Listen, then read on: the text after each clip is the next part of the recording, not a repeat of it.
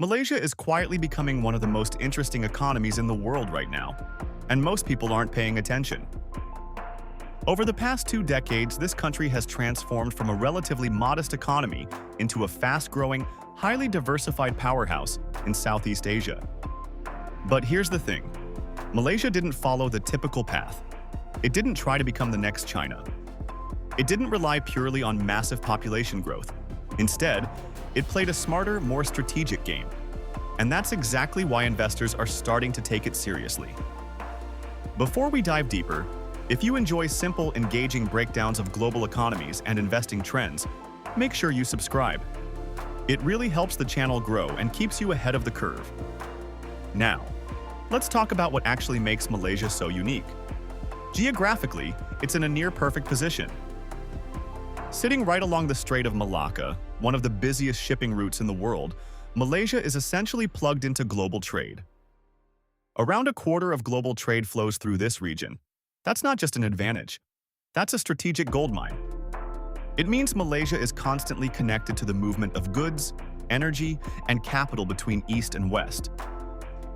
It also means that any disruption in global trade instantly puts Malaysia at the center of attention. That kind of relevance is something most countries can only dream of. But geography alone doesn't build a strong economy. What Malaysia did next is where things get interesting. After gaining independence, the country made a deliberate decision to look outward. Instead of reinventing the wheel, it studied successful economies nearby. Places like South Korea, Taiwan, Hong Kong, and Singapore. And then, it copied what worked. This led to a massive push into export-driven manufacturing.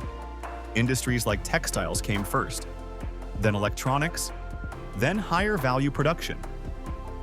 Malaysia opened free trade zones, attracted foreign companies, and welcomed global expertise.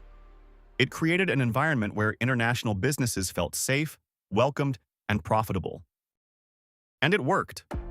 Big names in manufacturing and technology helped build Malaysia's industrial base.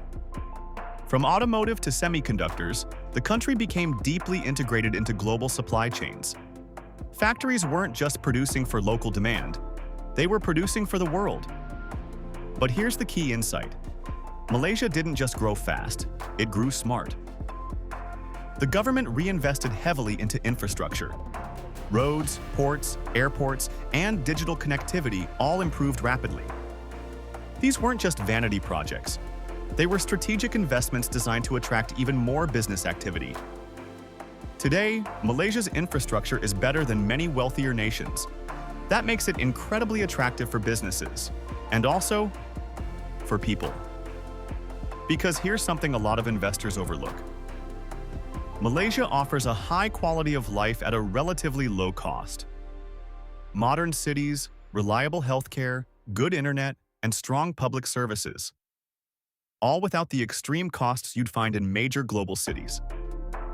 This brings us to one of its biggest hidden advantages: purchasing power.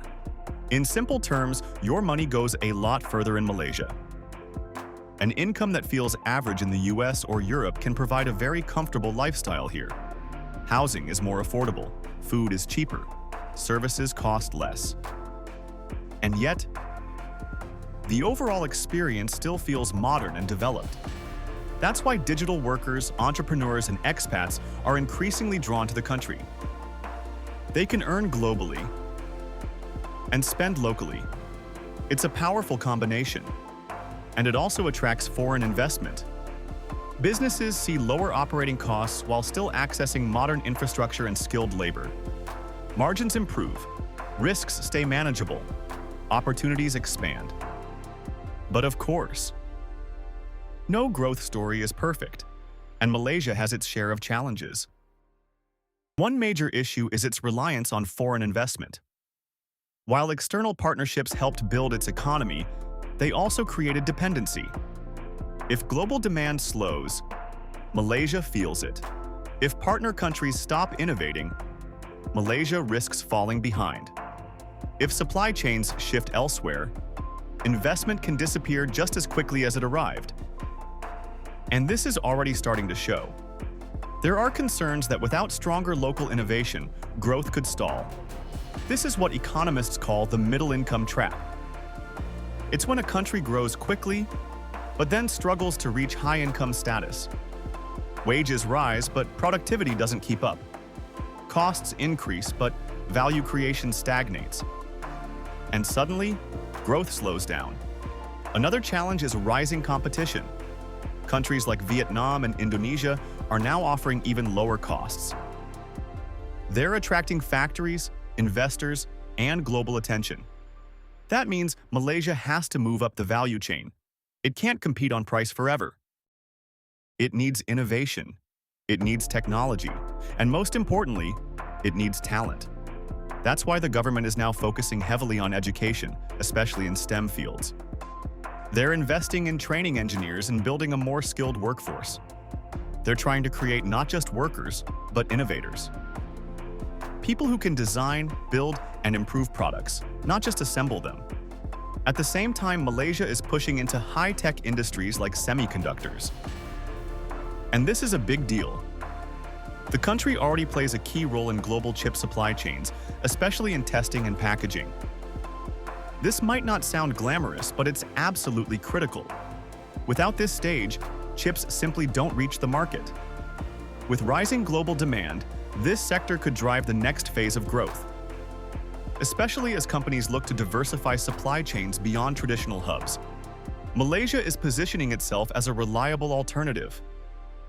But there's another issue that can't be ignored: trust.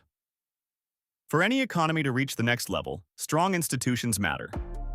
And Malaysia has had some high-profile corruption scandals in the past. These events damaged confidence, not just locally, but globally. Because investors don't just look at profits. They look at stability, governance, and transparency. They want to know their investments are protected, that rules are followed, that systems are fair. The good news is that Malaysia has started taking steps to improve governance. Anti-corruption initiatives have been introduced, oversight has increased, and transparency is slowly improving. Though results are still mixed, it's progress, but there's still work to be done. Then there's the question of regional inequality. Not all parts of Malaysia have developed equally. Urban areas, especially in the west, are far more advanced than rural regions. Opportunities are concentrated, wealth is uneven, and if this gap widens, it could create social and economic tensions. That's something no growing economy wants. Because stability isn't just about economics, it's about inclusion, making sure growth benefits everyone, not just a select few. Despite these challenges, the overall outlook remains strong. Malaysia isn't trying to dominate the region. It's positioning itself as a reliable, strategic player, a connector, a facilitator, a country that benefits from global growth without needing to control it. And in many ways, that's even more powerful, because it allows the country to collaborate rather than compete aggressively.